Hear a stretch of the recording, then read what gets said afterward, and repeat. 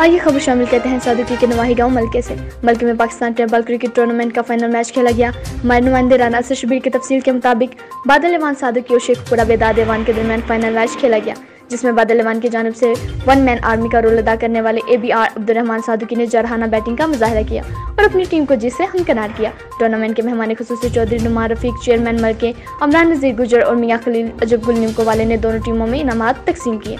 बादशाह बादल एवान का सादुकी पहुंचने पर फूल की पत्तियों, आतिशबाजी और नोटों की बारिश से शानदार इस्तकबाल किया गया।